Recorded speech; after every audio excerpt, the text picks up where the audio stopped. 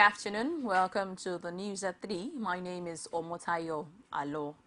President Muhammad Buhari is written to the House of Representatives requesting the approval for the appointment of 15 special advisors to assist him carry out his constitutional duties. The letter was read at Thursday plenary by the Speaker of the House of Representatives, Emeka Ihedioha. It comes one day after the Senate approved a similar request from the President. The Senate has passed a record of 46 bills in one day before the end of the 7th National Assembly. The bills were earlier passed by the House of Representatives and had been awaiting concurrence from the Senate. Senators adopted a special procedure on the basis of the motion raised by Chairman of the Senate Committee on Rules and Business, Ita Iyang, and 8 others to push through the bills. Office of the Nigeria Financial Ombudsman Bill 2015, House Bill number 14.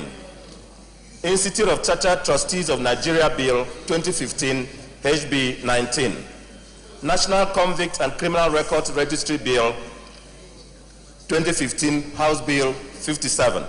The same text of the motion that was adopted in the that was filed on the floor of the House of Representatives by me was the text of the same motion that was filed on the floor of the Senate by me. By the Chairman of Rules and Business Committee of the Senate at that time. And that Senate, presided over by distinguished Senator David Mark, also approved. It was in the same manner. I therefore appeal to our colleagues to please accept and accede to this, because if we don't, all the effort that we have made here in passing all the bills we have passed, if we don't agree to this, the House of Representatives will not also agree, because we agreed on this on the basis of legislative reciprocity. That is, pass our own, agree to our own rules, procedure and bills. We will agree to yours. I think it is not fair that this committee, I looked at the membership of the committee for so many days, you've not been able to meet. I don't think that that's very fair, please. Let's not create a wrong impression, please. Okay? So please make sure that you meet and produce a result tomorrow. Meanwhile, the Senators unanimously approved President Muhammad Buhari's request for the appointment of 15 special advisors. This was on the basis of the motion raised by Senate leader Victor Odoma Egba. Senators approved the President's request through a voice vote when Senate President David Mark posed the question to them. By tradition, we usually give approval. The letter came in yesterday and I read it on the floor here yesterday. So I think I can put the question. Those in favor of the motion that the Senate do consider and approve the request of Mr. President, Commander-in-Chief, for the appointment of 15 special advisors in accordance with Section 151, subsection 2 of the 1999 Constitution of the Federal Republic of Nigeria as amended. Say aye. Aye. Against, say nay. The ayes have it. The National Working Committee of the All Progressives Congress has listed some criteria for the Senate presidential candidate. The NWC of the party rose after a meeting with President Muhammad Buhari and agreed among others that the Senate president must come from the geopolitical zone with the second highest number of votes after the Northwest at the presidential election held on March 28. The meeting, it was fraudulent, agreed that the next Senate president must not have any corruption charges hanging on his or her neck before the one of the most ranking senators in the current Fifth Republic. A senator who attended the meeting told a correspondent that the meeting also mandated the executive members of the party to, within 3 days, present a consensus candidate for the post of Senate president based on the listed criteria during the inauguration of the 8th Senate. The two gladiators currently contest in the office of the Senate President are Senators Bukola Saraki from Kwara Central and Ahmed Lawan, Yobe State. Osun State House of Assembly has inaugurated the 6th Assembly with the return of Najim Salam as the Speaker of the Assembly. Majority of the principal officers during the 5th Assembly have also been returned. Rashid has more in this. The 6th Ocean State House of Assembly is made up of 24 APC members and 2 PDP. The emergence of the principal officers therefore became a matter of formality, as most of the immediate past officers were returned. Speaker Najim Salam and his deputy Akintunde Adegboye were the first to be sworn in, followed by other members of the House of Assembly. Salam gave the 5th Assembly, which he presided over, a thumbs up, adding that it did better than other assemblies before it. We passed 32 laws and 48 resolutions against the 26 laws passed in the 2nd Assembly between 1989 and 2003, 29 laws passed between 2003 and 2007 in the 3rd Assembly, and 21 laws passed between 2007 and 2011 in the 4th Assembly. For the state governor, Rauf Aregbesola, it was not only a time to commend the lawmakers, but also to appeal for understanding from the state's striking workers. We must overcome this challenge. We will fulfill our mandate. We will serve our people. God, who was with us in our first term, will not desert us now. We will emerge from this triumphant and stronger. A former speaker and PDP deputy governorship candidate, Adejare Bello, was also in attendance as Osun State inaugurates the 6th Assembly. But while the merrymaking continues, questions remain on how the state government owes 7-month salaries of civil servants. Rashid, CoreTV News, Oshogbo. We'll take a break now and we'll be back with more stories. Every day, every hour, and every minute, news break in Nigeria. Things happen so fast, it's most times difficult to track and comprehend them. But that's what we do right here on DJ360. 2015, would you want to come back again? It's like asking Jesus Christ if he knew he was going to die, will you want to come back as the savior of the world again? We do not just help you track the stories, we break them down, explore all the angles, analyze the issues so that you can fully comprehend the stories and use them to make the right decisions.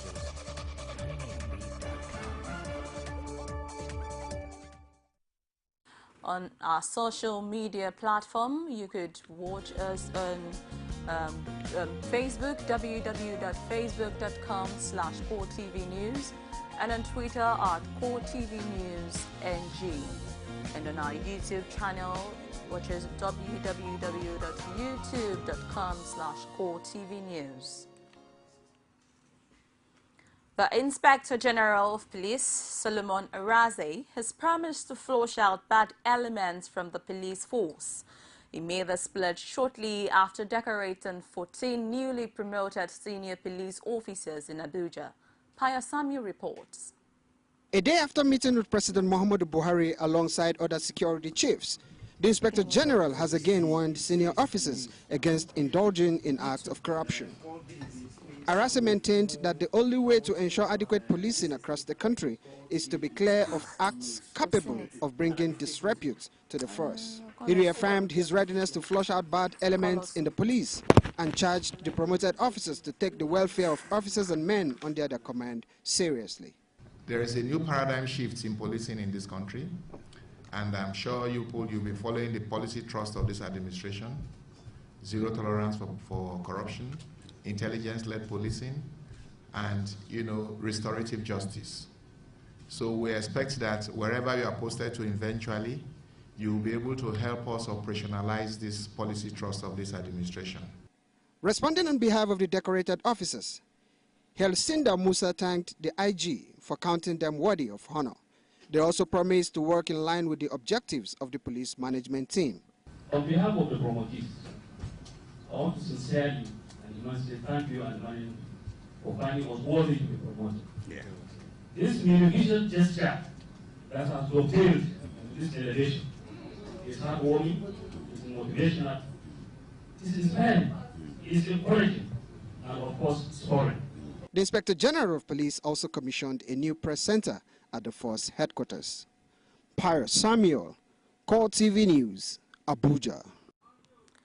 Lagos State Governor Akinwumi Ambode has appealed to the state security operatives to desist from harassing residents of the state in the process of dealing with offenders. Ambody made the appeal during a meeting with Kai and Lasman officers at the Lagos House Ikeja. Abiola Oluwole was there. His reports is presented from our studios. This meeting with Kai, Lasma and many of the vehicle inspection officers is coming on the heels of the inauguration speech of Governor Akinwumi Ambody, where he promised to run a government that will not harass any residents of Lagos State, while assuring the law enforcement officers that the government will continue to reward excellence. Ambody enjoins them to desist from harassing residents of the state. He says adopting technological approach to law enforcement is a long-term aim of his government. I don't want people to torture my citizens. Don't make life miserable for them. Don't make life uncomfortable for them. Yes, you can be an offender, but there are more civil ways to control offenders. With you cooperating with me and the use of technology, we will solve that problem.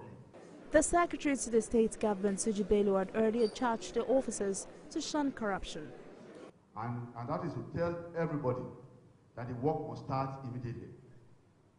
And the way the work is going to start is that there will be no room for dereliction of duty anymore. One after the other, representatives of the state security outfits assured the government of their continued loyalty and support. Adherence to law and order have been the bedrock of successive governments in Lagos, but anticipated introduction of technology into the maintenance of existing law by the present administration will curb intimidation of residents by overzealous law enforcement officers. The annually held event in remembrance of the legend Professor Celestine Onwulire, who died on the June 3, 2012 Dana air crash at Iju near Lagos, was revisited for the third time. The memorial lecture is a yearly duty for Professor Mrs. Viola Onwulire, the wife of the late professor, to bring to the public educative lectures in memories of a beloved husband. Correspondent Ajibade Awofeso has details in this report. In her opening remark, Professor Viola Onwulire, who is the brain behind the annual event, thanked the people who had come from far and near for the event. And that foundation has undertaken to continue to organize these annual lectures. The first lecture in 2013 was given by the former Minister of Power, Professor Nebo. The second lecture last year was given by former Minister of State Defense, former Minister of State Defense, Senator Musilio Obaniko, gave that last year. And this year, we have Professor Essien here presenting the NUC. And we thank you for honoring us with your presence, each and every one of you. The guest speaker, Professor Julius Okoji, ably represented by Professor Israel Essien, spoke on the challenges of the Nigerian university system in the 21st century. We want to commend the Onwulire family for sustaining this legacy of remembering our dear one, and specifically for Professor Viola Onwulire. We shall remain responsive and committed to activities that will immortalize late Professor Onwulire and the other 4 members of the AUC family that lost their lives in that ill-fated trip. Some of the dignitaries at the lecture also have some thoughts to share. Who gave his best for his country. He was a distinguished academic, a distinguished administrator who died in national service. So when we celebrate him, we are telling other people who died in national service that when they die, they are not dying in vain. Employ up to 20 people or 30 people. Government should be able to establish on the world. We must find a means of stopping this drift. Indeed, the event is a noble development, and if the ideas brought to the fore here are applied, the education sector will be the better for it. Ajibade Awofeso, CoreTV News, Owerri. The strike embarked upon by workers at the Federal New Psychiatric Hospital, FNPN, Yaba, has continued with patients bearing the brunt. Ebulomwade Kunle visited the hospital and filed in this report. A shadow of itself is the expression that best describes the situation of things at the Federal Neuropsychiatric Hospital, Yaba, as the usual hustle and bustle that characterize day-to-day activities at the hospital were absent. While the unions, National Association of Nurses and Midwives of Nigeria and Nigeria Union of Allied Health Professionals have embarked on a nationwide strike, the Yaba chapter seemed to have more grievances with the hospital's management aside that listed by the national body. What led to this indefinite strike can be dated back to 2011. 2011, people were promoted. Their promotion arrears were paid, but those that were skipped from 9 to 11, their arrears were not paid. There were a series of letters, but the management said, the ministers had said, the civil service rule said they should not skip, and there was no documentation to that effect. There were a series of meetings here and there.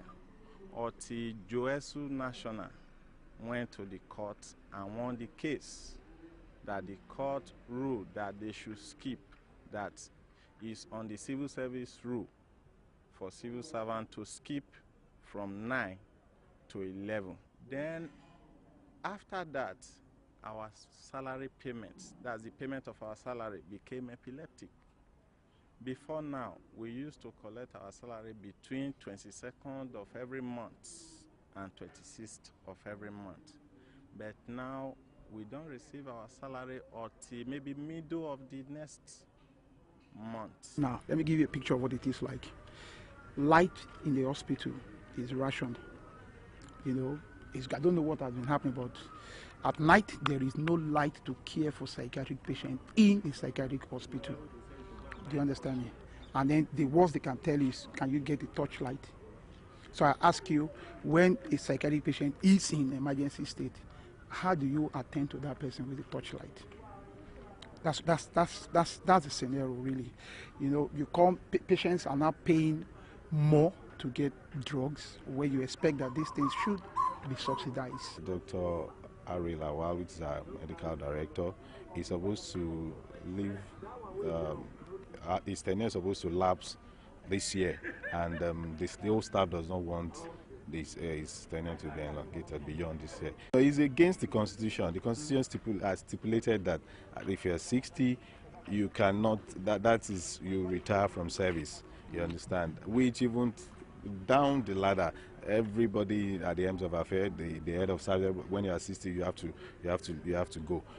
And just like the African adage that says, given a hoe, a person would harvest to his side, the medical director, Abolore Lawal, exonerated himself of all the allegations leveled against him. When I explained to them, they said, I claim that I'm not owing them money, that I say it's Abuja that is owing them. That's one of my offenses. But I really don't see the difference between me telling them that, well, this money is not in the hospital. The money is in Abuja. It's Abuja that will pay you. But they claim that I was kind of denying that we are not owing them, which is not true. The other part of it is that government started putting the hospitals on IPs. You know IPs? IPs is this, yes, this integrated payment system that, first of all, they come to do biometrics of all the staff in the hospital, and they computerize all of us, and then our salaries start coming from Abuja. The same number of hours that we have electricity since the 1980s is the same number of hours we have electricity. Okay? What happens is that we need to improve, okay? And we have made efforts to improve on what we are doing by trying to get inverters into the wards. We put inverters in wards, in some of our wards. No sooner you put inverters, in a couple of months, it's gone bad. If you know that you are going to be 60 years before the end of your appointment, I want to remain as medical director of that hospital after the age of 60. The circular says that you should resign your appointment as a consultant in that hospital, which is actually what is happening now. I resigned my position as a consultant psychiatrist in this hospital when I was appointed. Submitted it and did the right thing to do. So when I was 60 in January, I'm free to continue until I end my tenure. It's a tenure appointment, which ends in August. But the question is, when will the strike end? As I'm talking with you, it's not in view because it's an indefinite strike and we don't know what until our demand. Ebuloma Adekunle, CoreTV News, Lagos. Nigeria's Vice President, Professor Yemi Osinbajo, yesterday visited the victims of the fuel tanker accident and sympathized with the government and people of Anambra State over the tragic incident. The Vice President made the visit on behalf of President Buhari to Toronto Hospital in Onitsha, where he was received alongside Governor Obiano by the Chief Medical Director, Emeka Eze, who took time to explain how the emergency situation was handled. Osinbajo commended the timely intervention of the state government and various hospitals, especially Toronto Hospital. His Excellency was very disturbed by it, very concerned. He felt that it was not sufficient to issue a statement of condolence, and he felt that I should come. I've been taken around. I have seen the very heroic efforts, especially of the hospital and the doctors who took this upon themselves very quickly and very ably, and of course the state's emergency operations were also very quick to respond. We have banned trailers and fuel-carrying vehicles to ply only at night. That we believe will minimize any challenges we are going to have. And we take another break, and when we come back, we'll be back with more sports stories and news outside Nigeria. Women share the most amazing thoughts on national issues, and they do it passionately. For most men that are educated, that are exposed, will see nothing to it. The population and the level of poverty made me cry. No infrastructural development whatsoever. And you tell me Lagos is working? That was an accident. And it was a one-off thing. Other than that, there has never been any situation in Nigeria where a Nigerian attacked anybody just because of where they came from. Sharing the adorable word of women in politics every week, only on CoreTV News. The Flying Eagles of Nigeria won their second match in Group E of the Under-20 World Cup against Korea DPR in the grand style. Saviour Godwin's brace fired Nigeria to the brink of qualification for the last 16 as they beat Korea DPR 4-0 at the Stadium Taranaki on Monday. Eyimba midfielder Kingsley Sokari and substitute Granada striker Success Isaac also scored one apiece. The comfortable win brightened Nigeria's hopes of reaching the last 16 ahead of their final Group E game against Hungary on Sunday. The former FIFA officials threatened to go public with information that could land the football governing body and its president in hot water once more. The former FIFA vice president was one of the 14 people indicated by the United States Department of Justice last week in the move that preceded Friday's FIFA elections in Zurich, which later proved futile when re-elected Blatter revealed his decision to quit 4 days later. Werner has said he has evidence of a link between FIFA, its funding, the link, and United National Congress People's Partnership Government in General Election 2010, while the 72-year-old also indicated this document directly implicates Blatter. And to the foreign scene, we have Egypt's Court of Cassation has ordered that former President Hosni Mubarak retired over the killing of protesters in 2011. The judge accepted the public prosecution's appeal against an earlier court ruling that dropped the case against Mubarak last year. It said the retrial would begin on November 5. Nearly 900 protesters were killed in the 18-day uprising against the former president's rule that ended when Mubarak stepped down in 2011, handing over power to the military. The case against Mubarak, however, was concerned only with the killing of 239 protesters whose names were cited in the charge sheet. And that wraps it on the news at this time. Do well to join us on subsequent bulletins. My name is Omotayo Alo. Thanks for watching.